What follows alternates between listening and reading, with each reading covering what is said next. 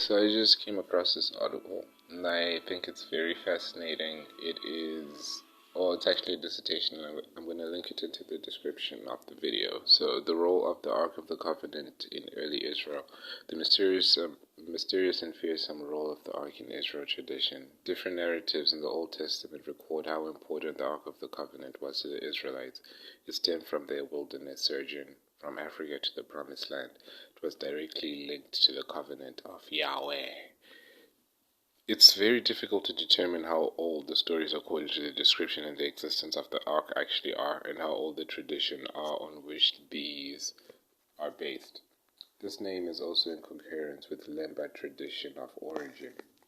So the Lemba tribe are the ones who transported the ark from Israel. A highly valued Ethiopian literary work reflecting on the history of their kings. It is not within the scope of this paper to deal with the issues to state surrounding the different ark narratives in the Old Testament and other ancient Near Eastern sources, questions of the covenant and such. So, there are nevertheless various traditions concerning the remembrance of the cultic object that was cultic. I would not say it's a cult, but it's a culture. And the African cultures, the more research I'm doing on this, is I'm discovering that they all had their traditions with drums, and it stems from this cultural expression. So there was apparently great significance to the Israelite clans on their journey throughout the desert, and also during the so-called period of Judges. So it surmises that the ark probably did not have cultic significance in the beginning, but it was only a symbol that guaranteed the presence of Yah. And this is interesting, like guaranteed presence of the creator of creation. So that's amazing.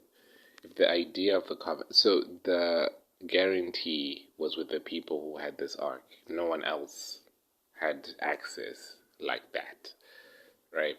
Except for this tribe.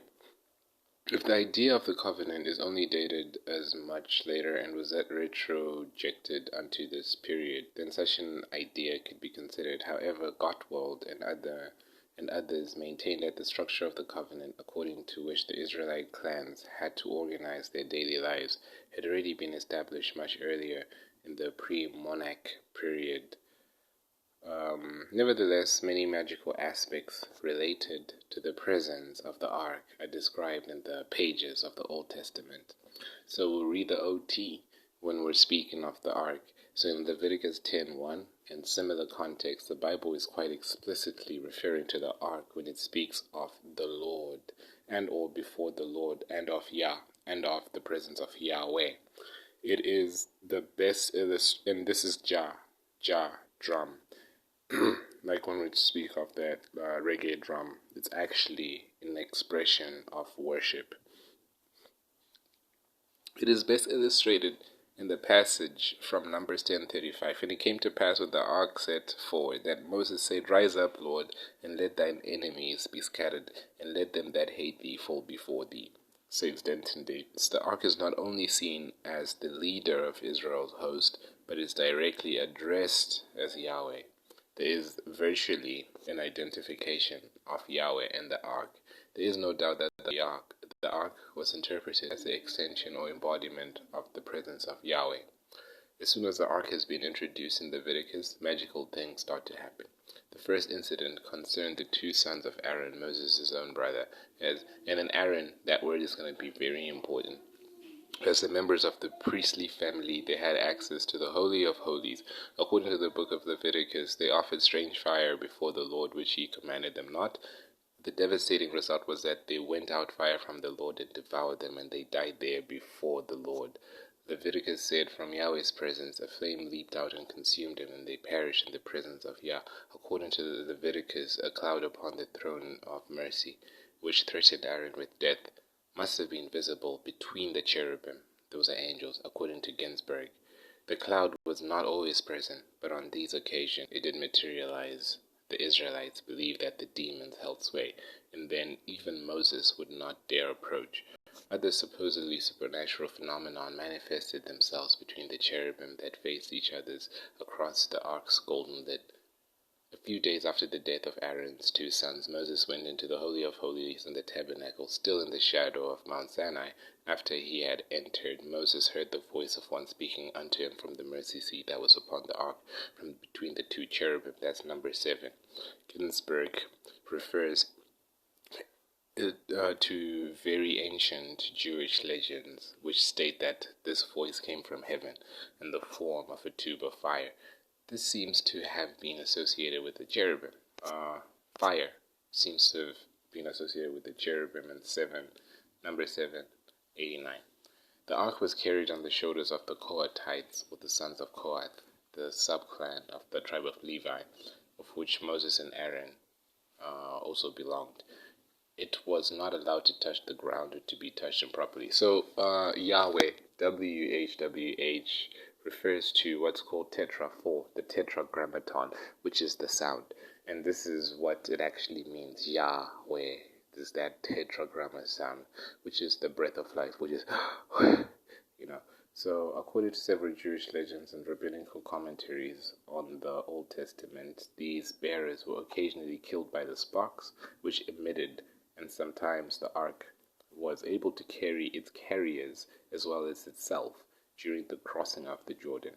And there are people who are able to carry themselves using certain things, and I think they use this supreme spiritual science.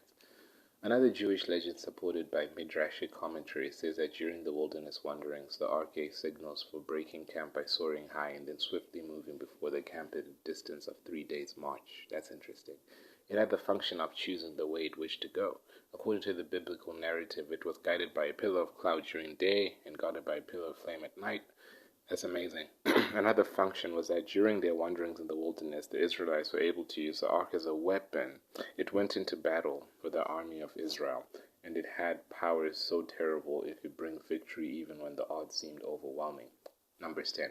So this is worship and worship. Worship with W-O-R, like worship God, worship everything, right? And then there's worship, which is a ship of war. So that is actually what it was as well. It was used for warfare. It was used for warship, and it was used as a warship. And then they say that it was also used as a ship, and then it could also shift itself.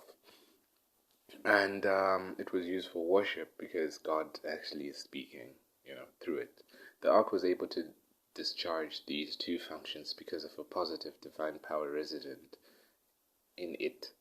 This is where the Shekinah, the divine presence of God, which is the Holy Spirit, lived. According to the narratives of 1 Samuel 5, the Ark of the Covenant was captured by the Philippines from the Israelites and later returned. These narratives tell of the power of the Ark as a holy object, and thus indirectly of the superior power of God over other gods. According to the tradition, different plagues affected the Philistines in more than one way. Yeah, so this is the significance of the ark, and I feel like this is very important and amazing. So we're going to carry forward with this study.